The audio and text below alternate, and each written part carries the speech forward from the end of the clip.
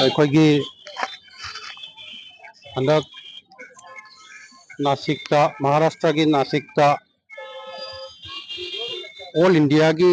national championship ꯄꯥꯡꯊꯣꯛꯈꯤꯕ ꯇꯦꯛꯕꯣꯜ ꯍꯥꯏꯔꯤꯕ ꯁꯥꯟꯅꯕ ꯑꯁꯤꯒꯤ ꯑꯩꯈꯣꯏꯒꯤ ꯀꯁꯥꯔꯗꯒꯤ ꯑꯁꯥꯝꯒꯤ ꯔꯤꯄ꯭ꯔꯖꯦꯟ ꯇꯧꯗꯨꯅ ꯁꯥꯟꯅꯔꯣꯏ 5 ꯒꯣꯜ ꯃꯦꯗꯜ ꯁꯤꯜꯚꯔ ꯃꯦꯗꯜ ꯐꯪꯂꯛꯈ꯭ꯔꯕ ꯄ꯭ꯂꯦꯌꯔꯁꯤꯡ ꯑꯩꯈꯣꯏ ꯍꯧꯖꯤꯛ ꯃꯈꯣꯏ ꯑꯣꯛꯄꯒꯤ ꯊꯧꯔꯝꯗ ꯇꯦꯛꯕꯣꯜ ꯑꯦꯁꯣꯁꯤꯌꯦꯁꯟ ꯑꯣꯐ ꯀꯁꯥꯔꯅ ꯁꯤꯜꯆꯔꯗ ꯑꯣꯛꯄꯒꯤ ꯊꯧꯔꯝꯗ ꯃꯈꯣꯏꯕꯨ ꯃꯐꯝꯁꯤꯗ ꯎꯅꯖꯔꯤ ꯍꯥꯏꯔꯤꯕ ꯎꯅꯖꯕꯒꯤ ꯊꯧꯔꯝ ꯑꯁꯤꯗ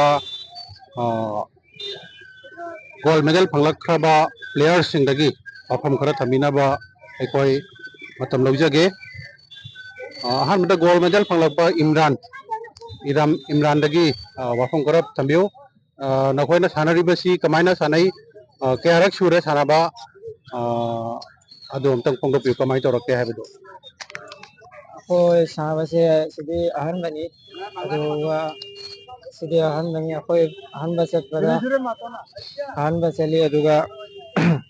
ꯁꯤꯗꯤ ꯑꯍꯥꯟꯕ ꯑꯣꯏꯔꯦꯅ ꯑꯗꯨꯒ ꯑꯩꯈꯣꯏꯅ ꯒꯣꯜ ꯃꯦꯗꯜ ꯂꯧꯕꯁꯨ ꯅꯝꯃꯒ ꯂꯥꯛꯏ ꯑꯗꯨ ꯑꯩꯈꯣꯏ ꯍꯧꯖꯤꯛ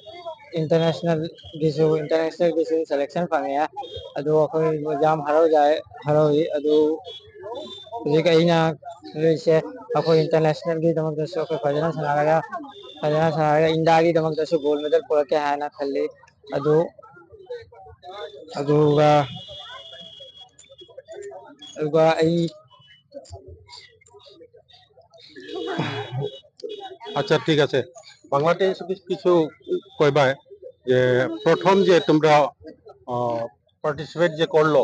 কিরকম লাগলো খেলাটি কিরকম তোমার কমফোর্টেবল হয়নি না কমফোর্টেবল হয় না তোমার একটা মতামত একটু দিও বেজান ভালো লাগছে প্রথমবার খেলা আসলো আমরা বহুত ভালো লাগছে খেলছি খেলার তোমার এক্সপিরিয়েন্সও বেশি নাই তবুও আমরা খেলায় গোল্ড মেডেল আনতে পারছি এটা আমার লেগে বহুত ভালো আর প্রথমবার খেলা বেশি এক্সপিরিয়েন্স নাই আমরা তবুও খেলছি আমরা ভালো আর তোমার এই খেলার মধ্যে কয়দিনের তোমার ট্রেনিং ক্যাম্প ছিল ট্রেনিং ক্যাম্প 4 তারিখ থেকে 9 তারিখ জুন 4 তারিখ টু 9 তারিখ পর্যন্ত আসলো 5 দিনের 5 দিনের যদি মনে করি যদি তুমি এক মাসের যদি তুমি ট্রেনিং যদি নেই তোমার কি আশা আছে যদি এক মাসের যদি ট্রেনিং যদি দেই আমার আশা তো একটাই আমরা